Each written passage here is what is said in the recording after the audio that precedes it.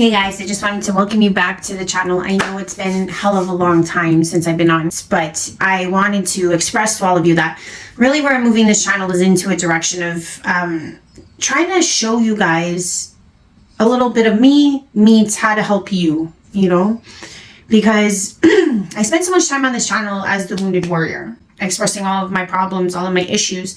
And it's not to say that I won't from time to time, because even since the last time I was on, a big explosion happened, but that ain't important. What I want to say is that through all the healing I did, I found that I got to a place where I was whole. And I got to a place where I feel like I reverted back right to where I began on my last chance, my first coming on this journey. And if you look behind me, this is where it all started for me, in this computer room. If you watch my old videos, this place used to be lime green. How I got there was to always question and to always analyze everything that I read.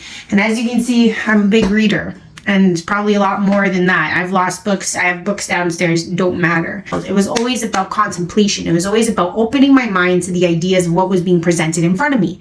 So every topic I'll bring up in the new future is all going to be to open up your mind to reading deeper, looking into your own rabbit holes, figuring out things for yourself. But also at the same time to show you guys, like, I didn't just come to God like, oh, I went to church, oh, I read the Bible, and here I am. That's not it. It's like I understood that there was this rhythm, there was this rhyme to the universe. I understood that there was something going on behind the scenes, even as a small child, even as, I would say a chosen. I always saw the world a little differently. Got any of my gifts or my abilities, I truly believe, come from certain things, which is to do things like meditation, huge, yoga, if you like that better, same deal, the breath of work, it's all there. Also, it's to open your mind to the ideas that are presented right in front of you, to challenge the ideas that are presented right in front of you. So the idea I'm going to present today is there is a claimant within Galatians. And we go to the end. And it says, "It is I, Jesus, who sent my angel to you with this testimony. For the churches, I am the root of the descendant of David and the bright morning star." In Revelations, this is Jesus talking to John. And when I first started on my journey, that line stuck out to me. If you guys know, I write all over my Bible. I've had this Bible for a long time. And I'm going to be honest with you. I think I took it from the library. But what I'm trying to say is that even at a young age, I was sparked by that line. What did it mean that Jesus was the descendant of David? What did it mean that Jesus was the morning star?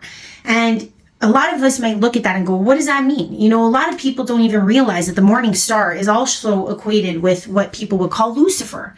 But really, when you look into the name Lucifer, you just see that it's a misprint in the Latin, okay? It's really just that Latin, if you were to look at it, as I put right here, it describes that it is the light bearer. Morning star is all over the airwaves when it comes to the ancients. There are many morning stars. And the thing is that I want to express is that for those of you out there, you may not understand how pivotal Jesus is. Like, really think about it, guys. Like, really take that moment and say to yourself, how has Jesus shaped my life? How does Jesus shape all of our lives? The minute that we came into utero, the minute that we came into existence, I'd give it like age 4, age 5, age 6. You already knew about Jesus's influence on you in the world. And I'll tell you why. Because mainly, most of all of our calendar is depicted by this man. Now, Abrahamic, they basically say, oh, we don't believe in Jesus as the Messiah, or we don't believe in Jesus as the prophet. But what defines them as a separate religion is the fact that Jesus even existed. So you have to understand our dates, our calendar, right in, come in a couple weeks, Christmas, all of these things depict our life in some way, shape, or form. And I mean that worldwide. There might be some indigenous, there might be some persons out there that don't subscribe to this, but you have to understand that what I'm speaking is truth. Literally, you have to know that Jesus formulates and is the crux, right? The crux of the story that we are told that shapes our story for our life. Like, if you could say that the permeation of the story that we all share and live in, Jesus is one of the main characters. And that main character may not just be a main character just here. This whole globe is kind of structured, shaped moves to the rhythm of Jesus's story. What is being needed to understand is that maybe Jesus is, seen as a figure from 2,000 years ago, but his story even permeates deeper than that, thousands of years back. And this idea of the bright morning star is even older than that. And there's a couple characters within this world or in this history of ours that has been kind of dilapidated and broken down that fit this profile as well. If Jesus shaped this world, hear me, maybe it's possible that Jesus shapes different worlds in the galaxy. How? Perhaps Jesus may be associated with Venus. Or does Venus follow the same type of Christos consciousness that we're trying to attain right here, right now on Firma Terra, right? Morningstar follows so many of the same characters. And not just the same characters, you can see how their weaving fits and molds into other things. So come along with me on this journey. So the first one I want to talk to you is phosphorus. Okay, we all think about the word phosphorus and it's an element in the elemental table. And I'll put that up right now and I'll point it out. I think it's pH. Anyways, as you know, that name in Greek translates into light or bearer of light. And this particular agent in Greek mythology had the name of phosphorus, but also had the name of morning star. Similar in nature in the sense that it's a designation, if you think about it. Totally different God, totally different time, totally different place. Yet that name of the morning star carries with their descriptor. So you could even go, you're thinking Greek. How far away is that from where Judea was or where Bethlehem is or Nazareth, etc. in Israel? Not very far, but you could go all the way across the water. You could go to Mesoamerica and then you could run into somebody. It's like Talahutzecalapatulki and Nahuatl in Spanish. This particular god in Mesoamerica, and you'll see a picture here, quite ancient, Aztec god, you know what I'm saying? And what I will say is that this particular god is named the same thing. Okay, bright morning star. It's so important to realize that if you don't know what bright morning star translates to, the bright morning star for all of us on this planet is the planet of Venus. So they call it a star, but really what they're actually pointing to is a planet. And you will know that if you look at Venus in the sky, it's the first star that comes out before the sun, and it's the last one to go down as the sun is going down. You'll see it first. It's the one that's always up in the sky first. And Venus is seen as a star because of how bright it is, but really Venus is a planet, and I hope we all know that. So that particular gentleman, all the way on the other side of the world, also bared that name. And they do find that the Mesoamerican peoples of that time orchestrated great works, great works in cahoots with where Venus was and in, let's say, approximations to the actual angling of where Venus would land when it rises and when it goes down for the day. And it was very important for them. And it was pretty much places like, or even places like Maya Oxma of Chichen Itza. So why is Venus so important to those persons? And that's what I'm trying to show you guys. You can even go, remember, would have been known as the morning star, and a lot of traditions would have been stylized all around Venus. And this particular character can even go back as far as 65,000 years. And they find her in Australia. The indigenous there talk about this god being the bright morning star. And they do certain traditions around Venus. What's her name? This Zoira, okay? Both Zoira Barnumber were probably the female versions of this, aside from Venus, who is found and captured in the Greek mythology. Then there's this guy. Go to Arvindil of the Nordic tradition. This would have been a man who is very well affiliated with valiant Thor in the Nordic tradition, up by Germany and the Scandinavian areas. The Nordic mythology and traditions. It was even said that this gentleman was carried by Thor over very icy waters. Okay, now, why is this important? Okay, what I'm trying to say is that these are designations for different deities across history who were the first son of the major god. And at the same time, what happens is that they are pointing to the star, which is Venus. Curiouser and more curiouser is the next person I'm going to bring up. All of these characters all were destined to have this name. And you can even look at this particular deity, which is next, which is Horus. Okay, now Horus also bears this name of the bright morning star and is also an affluence with Venus. And what's funny is that Horus and Yeshua or Jesus have a very similar background, as you can see here. Take a minute, read it. You'll see that they're born of the god They're the Messiah of their time. They also were born of a virgin, etc., etc., etc. So you could see the parallels just keep growing and growing and growing and growing. See, some of these religions or mythologies predate. And it's funny how in some instances we'll take Jesus' story as fact, right? But then these stories we'll call mythology, even though they are etched in walls and even though there's cuneiform, etc., describing what and who they were, as the Bible is to our modern day today, right? And that's what's the funny thing. It's like mythology, this is not considered mythology, right?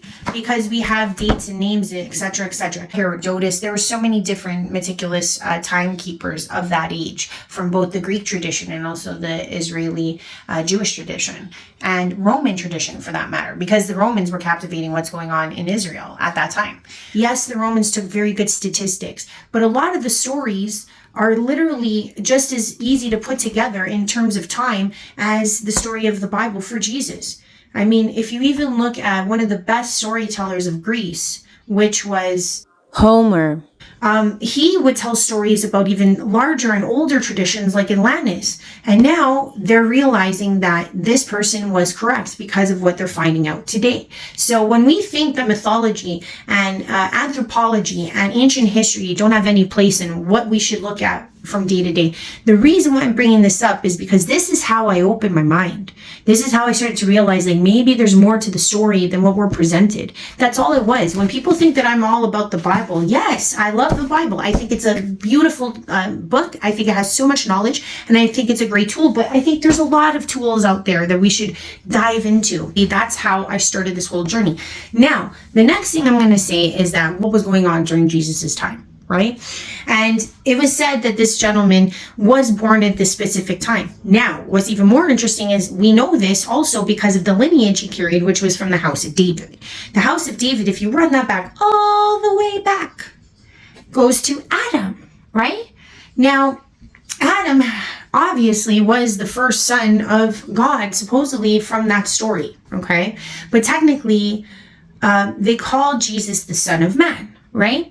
Now, if you think about it, we can go and dig a little deeper. I'm just going to take you on a little side note before I take you back to Venus, which I'm going to prove some more about how Jesus might have been from other planets. And also at the same time, maybe Jesus wasn't from other planets, but maybe the Christos consciousness also shapes this planet Venus as well. He is brethren perhaps to Venus as well. But I'm getting to that. So we know that he's from the house of David and he is also the star, the morning star. That's what that line decrees. Now follow me here. If you look back in time and you say to yourself, son of man, what does that name mean? It's one of the oldest traditions and one of the oldest writings that we have, or any type of religion that we had or history that we have the name Adam. You look back at the etymology, it's Adam. If you look at what Adam means, it means of man. So what does it mean to be the son of man? It means to be the son of Adam, of Adam. That's to also prove that he is from a very strong lineage. So it's suffice it to say that this lineage of Adam may carry this light bearer tradition within their genealogy. Just saying, wink, wink. Now, you will notice that if you do understand that they also believe that John the Baptist might have been Jesus' cousin. They also believe that Mary obviously was his mother. They don't really talk about Joseph this way, but they do about Mary. So Mary must have been the one who carried the seed, because it was common for Jews or the Jewish tradition for the mother to always carry the lineage, right? You couldn't truly be Jewish unless your mother was Jewish. That's the saying. That's how it goes. The tradition is set. Now, she would have been from that house or line of David, which would have put her as the next in kin to Jesus. And there is scripture also in the Bible that says that Mary is also a bright morning star, just like John the Baptist is a bright morning star. So that you start to see that maybe perhaps it has to do with lineage, and the lineage might have something to do with Venus. Now, let's take a look at 13th, 14th century. The dark ages to some, but also an enlightened age when it comes to the truth. You have to understand that at this time, there was so much persecution going on. And when I mean persecution, I mean this.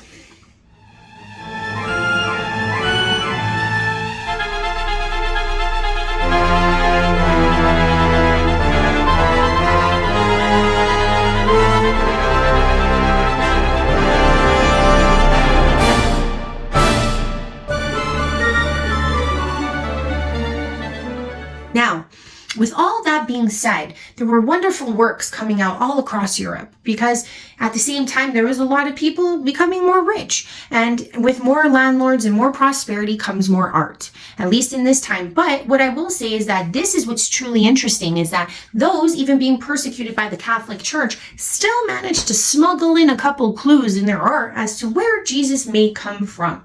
And I'll show you a slideshow and we'll talk about it.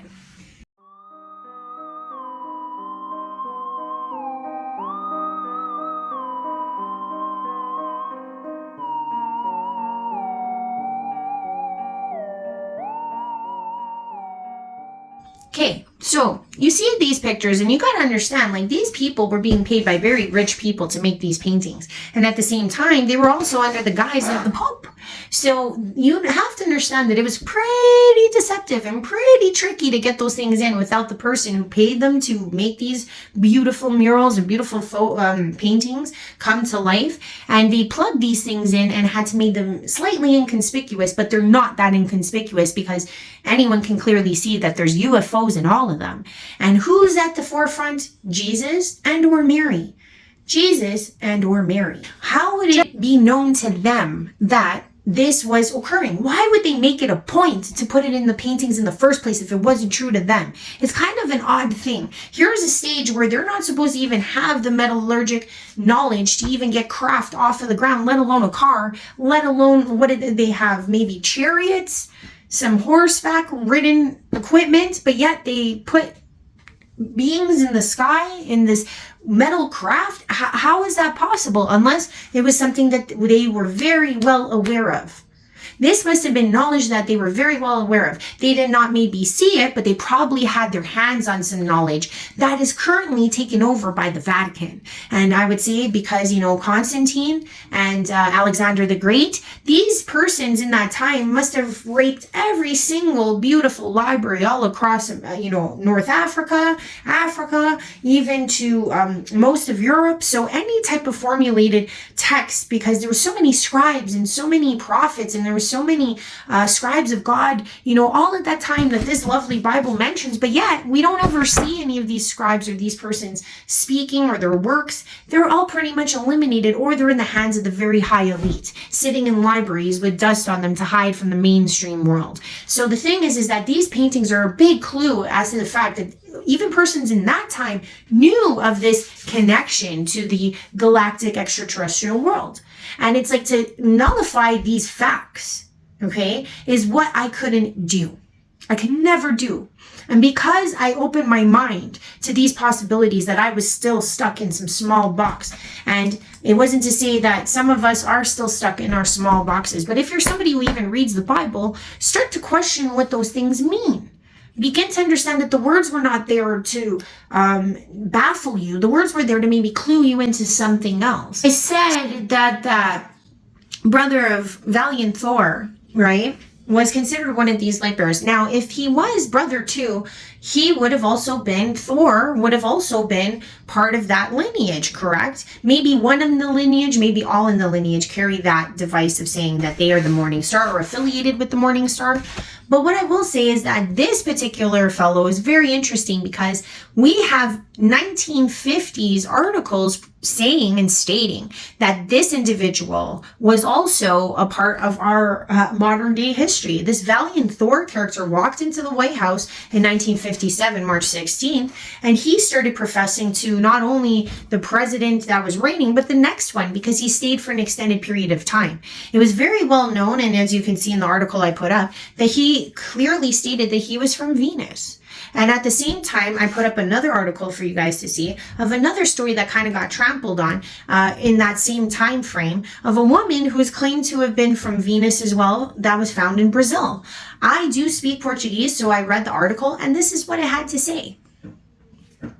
Now, I know you guys might be like, oh, well, she's a little off, but I do want to say this. If Valiant Thor came preaching love in 1957, and he claimed to be from Venus, and his lineage perhaps has this Morningstar affiliate in it based on mythology, which, if you can understand, is the actual tradition and history of the persons existing at the time, Maybe just because we don't have all of the resources together at this point, just the mythology is left. But what we have to understand is that there's parallels, and what we have to understand is that they're patterns. Why is it that persons crisscross the globe just like this, and yet they all have that same line, or their temples are aligned to the star of the morning star, or they give monument to the cycles of Venus? This is what people need to open their eyes to. That is impossible according to our history. How could these people and persons do all the same thing, have the same situation, have the same stories, but yet it's all myth? Okay, this would have to take place with something called internet for that to happen. So what you're saying, if you don't believe the facts I've presented, is that somehow all these beings telecommunicated with each other to have the same upbringing, the same stories, the same follow through with their characters, being that they are the son or daughter of God, and that they all have high ranking, and some of them are married to thunder gods, which also makes sense closer to the other theories and stories of another brother of that person. And then at the same time, it can go all the way to Egypt, it can go all the way to Israel, it can go all the way to Mesoamerica. How did it do this? So if you can answer my question about how that happened, then you can prove to me that this is all false. Maybe there is a rhyme and a reason. Maybe there is a reason why the lion rode and read the way it did. It was to point out to certain facts that the Davidic line was very important, that genealogy was very important, and that the bright morning star was very important. And what's going to blow your mind in the next couple of ones I'm going to do is I'm going to show you how Jesus and some of these other characters might have even been considered close to what we would call the Sirius constellation. Now, it doesn't matter because, like I said at the beginning of this video, Jesus had such a profound, momentous shaping of this particular planet. Now, imagine that it doesn't matter which of these planets he reigns or it comes from. Maybe because he has so many affiliations to so many, perhaps his Christos consciousness that we're all trying to reach for, that we're all trying to be a part of, that we're all trying to raise right now as chosen so we can get ready for our king to arrive, is we're laying the pathwork so that people can rise into this consciousness to lay out the carpet, so to speak, for our brother and our king. And realistically, it's probably the same in all of these other parts of the galaxy. So if you're someone who just thinks that, all of this folklore is for nothing, open your mind and think that maybe there's possibilities. That's how I started. I started thinking about the possibilities. I followed my trains of thought. I'm not trying to prove everything, but what I'm saying is that's what cracked the door open. That's what got the veil a little thinner. And I started to get so many more downloads and so many more openings of mind just for going down those rabbit holes. So I hope you enjoyed. If you like what I'm saying, please like, please share, please subscribe. I'm going to be coming on in a different format, but I'm going to still keep one of my days to do lives and maybe do an inspirational, intuitional Wednesday or Thursday, because I like the cards, like I said, and I also want to maybe start bringing more of my channelings back because I feel like my prophetic side needs to come out a little more too. So I hope you enjoyed. Have a good one. Love you lots. Peace out.